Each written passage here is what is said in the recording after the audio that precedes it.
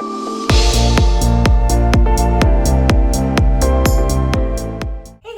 back. Today I'm going to be talking about one of the most popular questions I get as a nutrition coach, which is how do you get your macros to align with your goals, how to set your goals, and how to set your macronutrients so that you can help achieve your goals. The biggest thing I find with clients is that their macronutrients in the past haven't aligned with their goals, meaning they might not be eating enough, they might be eating too much, depending on what their goal is and what they want to achieve. Big question here is, what are macronutrients? Macronutrients are your carbohydrates, proteins, and your fats. They're big families or building blocks. Alcohol is a macronutrient. It accounts for 7 calories per gram of alcohol, but I'll probably do a separate video on that. But the more you know. Your macronutrient profile or your macronutrient split is going to be dependent on your goals. Depending on what goals you have is going to determine how much protein, carbs, and fats you're going to have at each meal. Usually coaches design a nutrition program based on a certain number of calories per day, which also correlates back to your goals. Goal setting is really important, especially when you're factoring in a nutrition and a training program, in addition to some other things that coaches might offer, just because you need to know whether you're building muscle, losing fat, or a total body recomposition, which is a combination of both. The reason why you need to really define your goals and your timeline is because you're going to be basing your macronutrient splits off of how many calories your clients are having a day and how many they need to have either a calorie deficit, a calorie surplus, or just the right balance so that they can be losing weight while building muscle. So all of that definitely factors into making a nutrition program for a client, and you want to be able to manipulate either how many grams of protein they're getting, carbs, or fat a day, and that you can play with that depending on what kind of styles and what kind of meals they're looking for. For example, you could be doing a keto program where you're focused mostly on having like 75% of your calories coming from fat, or you could be doing more of a balanced program where you're doing 30% protein, 30% fat, and 40% carbs. One of the biggest things that I noticed about my clients before they started working with me is that their macronutrient profile did not add up to their goals. So let's say you're trying to be adding muscle, but you're not trying to add fat. You want to be able to add enough calories of protein and complex carbohydrates to replenish glycogen back to your muscles. Before we get deeply into goal setting, I kind of want to go over each macronutrient and how it would kind of look in a balanced split, right? To start, I'm going to kind of go over each macronutrient, how many calories per gram are in each, and how a balanced macro split would look like.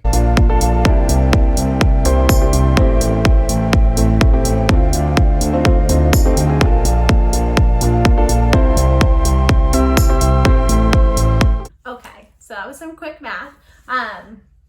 Okay, so on the board, this is going to be a balanced split that's based off of 2,000 calories a day, which is what the average person needs. So for your macronutrients, I don't know if this is turning out right. My handwriting is awful, I'm sorry. But so protein and carbs each come in at 4 calories per gram, and fats are 9 calories per gram. Calories are to measure energy. So if something has 100 calories, that's going to be 100 energy units. We don't have to go too much in detail with that. I don't usually go into too much detail with that for my clients. They're just aware, especially for nutrition labels and stuff like that, is that the calories is just the amount of energy. That's all that you really need to know for this. Protein and carbohydrates both give off 4 units of energy or 4 calories each per gram. So let's say you're designing some snack options for your client. Let's say a granola bar has 20 grams of carbohydrates. That's going to be 80 calories of carbs in total within that granola bar. So that's kind of how they can think about it, is in units of energy. And they'll be able to look at a nutrition label and kind of understand the science behind calories and what that truly means for them. Fats come in at 9 calories per gram, so same kind of idea behind it is that for each gram of fat that your client is having, it's 9 energy units. For this energy split, we're going to be basing it off a 2,000 calorie a day diet. So that is, once you break it down into 30% proteins, 30% fats, and 40% carbs, your client is going to be getting 600 calories from protein, 600 calories from fat, and 800 calories from carbohydrates. You can kind of either divide that systematically throughout however many meals they want to have. Let's say they want to do 4. Let's say your client wants to have 4 meals a day. You can divide each number by 4 and make that into your meal and have each meal be the same. Or you can kind of play with it and have, let's say, more carbs in the morning because they'll be burning off that energy throughout the day, less carbs in the evening. Recommending that most of their carbs come from complex carb sources usually helps too. It gives them longer energy duration and it digests a little bit slower. Let's say one of your clients' goals is to add lean muscle mass without gaining too much fat. You could also kind of play with, and and they do like to have a balanced diet, you can also kind of play with it and say, okay, let's do 35% protein, 25% fats, and 40% of the carbohydrates, since they will be doing some strength training and maybe some kind of cardio interval training as well. That'll give them their quick energy, and it also gives them protein to help build their lean muscle, but not too much where there's an excess. Since we've gone over the different kinds of macronutrients and how to make a macronutrient balance split, that also kind of depends on the kind of meals your client's looking for. They could also be wanting to do keto, paleo, or like a low carb diet. The reason why most of those end up working for most people is because it gives them a regimented program with a goal, just like a balanced meal plan would. Some people do enjoy more of like a high fat kind of diet or more of a high carb diet with less fats.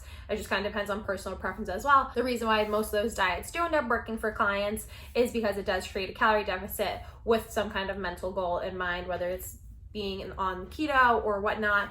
It kind of gives them that mindset of there's a goal to reach. A calorie deficit for weight loss is one of the most important things that a client needs to have to be able to lose weight. Creating that calorie deficit just allows their body to use the energy that they already have, which is going to be able to have them lose weight. So especially for weight loss, for clients, you want to be able to create a calorie deficit, but you don't want to cut their calories too much where it's not sustainable.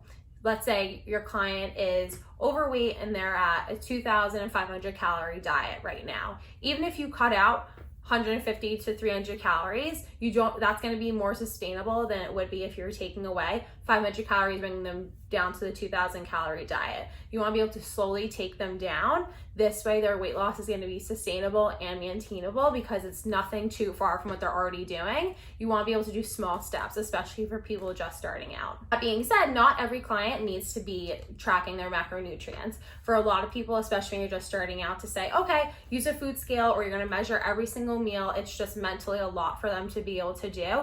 Even for people that are nutrition coaches as well, sometimes it's a lot and you don't have the time to simply measure out every single part of your meal. You don't want to measure your rice, measure ground turkey, measure your broccoli, whatever it may be. It's a lot to measure. So especially through the Precision Nutrition Coaching Program, which is one of the reasons why I recommend it to literally everybody that I come across. I absolutely love it. They use a hand measuring system. So even when you're out at dinner and you get a massive portion, or if you're out to wherever with your family and you can kind of scale back and say, okay, like I know I'm supposed to have this much amount of protein, a thumb's worth of fats, and whatever it might be, they can kind of look at that and see, and it's more of a sustainable program than anything I've come across being a trainer for the past 3 years.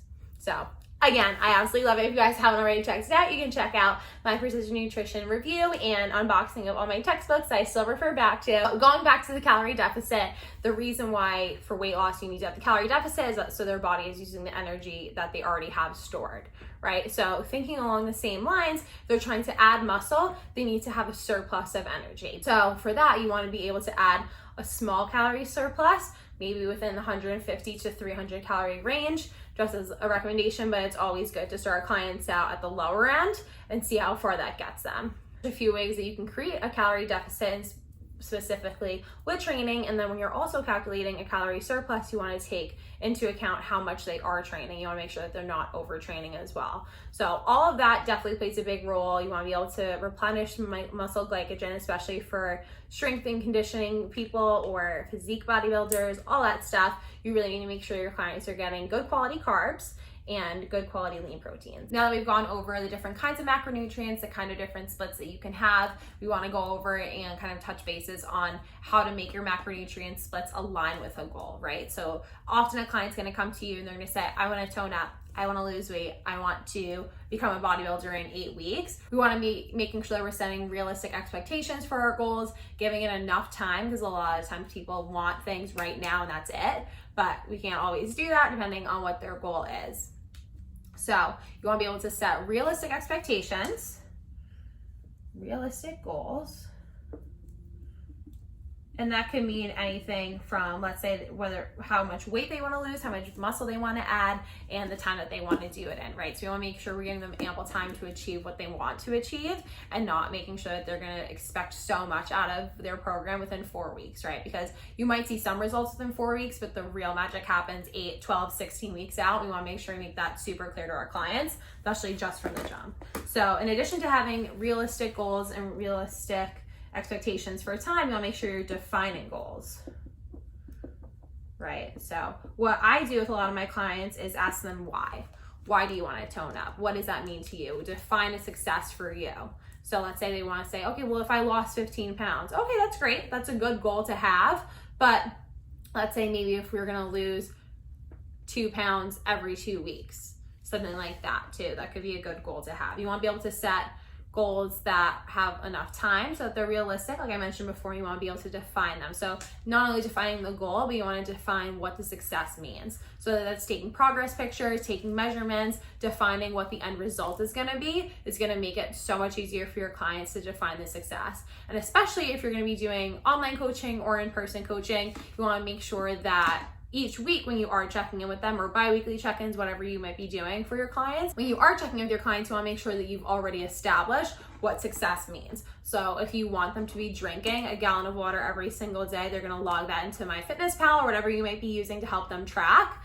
And that's kind of an easier thing to do than say, okay, we're going to lose a pound this week or half a pound this week, whatever your small win might be. You want to make sure that you have that expectation and the goal and what the success is of that goal, right? So let's say when you do your check-ins on Mondays or whenever it is, if their goal for that week was to not have a binge eating episode, or if their goal was to not overdo it with alcohol or something like that, that's going to be a goal that you'll define, and you'll define the success for. So you're going to be setting realistic goals, realistic time expectations, and you want to be just finding what success is, whether that's going to be, like I mentioned, progress photos or measurements, or just keeping a daily food journal, kind of whatever works for you and your clients. If you're thinking of energy balance on a continuum, right, you're going to be having your energy deficit or your calorie deficit for weight loss. You're going to be having your steady state for maintenance, which is just maintaining your muscle mass and current fat percentages just where they are, staying happy and healthy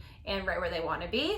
And then you have your surplus for energy, which is going to be a calorie surplus, and that could be for building muscle, gaining weight, whatever it is that their goal is. Whether you're explaining to a client that you want to be at 1,800 calories every single day, period, or you want to be at 2,200 calories every single day, no exceptions, that's a lot more rigid, and it's a lot harder for clients to follow along. Instead of saying, you know what, we want to be at the 1,800, but if you get to 1,900 one day and take it back down to 1,800 the next, totally fine. Or if you're hitting a little over your surplus or right around, you want to be able to aim for something, like give a target number instead of the hard, this is how it has to be and whatnot, because you want, especially for newer clients that are just starting out with their goals, you want to be able to have them be successful in their goals, right? So you want to be able to kind of teach them that you want to aim for consistency, not perfection. So it's really hard to be perfect 100% of the time, right? If you're trying to be perfect 100% of the time, you're going to burn out. You want to be able to have your clients do 80% of what you're trying to give them and what you're trying to teach them 80% of the time, every single day, is so much better than 100% perfection 3 days a week, right? You're gonna see results a lot faster and a lot more reliable and sustainable results if they're doing something consistently over time. That's another really big ideology within the precision nutrition program that I've learned so much from. Biggest takeaway from this video is that you want to set your clients up for success no matter what. So whether you're just giving them a nutrition program, you wanna be able to define their goals and define what it means to be successful. And if you're doing a nutrition program and a training program and you're getting all aspects of what their success means and how we're building up their muscle, we're helping them lose weight and tone up, whatever their goal might be, having that also on the programming side for training and knowing what their nutrition aspect is gonna look like as well really helps with the success rate I found with my clients. But either way, you want to be making sure that you're setting realistic goals for your clients, that your goals match up directly to what your macronutrients are. Because if your macronutrients aren't aligned with the goals that the client has, odds are they're not going to reach their goals. The nutrition portion of either weight loss, building muscle, whatever physique goals that they might have, or if you're training with athletes especially, having enough calories and enough of the right macronutrients like carbs and protein to recover and build that muscle and restore muscle glycogen, all of that is super important, especially when they are training, to have them be able to reach their goals. I hope you guys found this video to be helpful. If you did, just give it a thumbs up, subscribe, and follow me on Instagram at Teresa Ann for more information and content like this, and drop a comment below of other videos that you guys might want to see or any comments or questions you guys might have.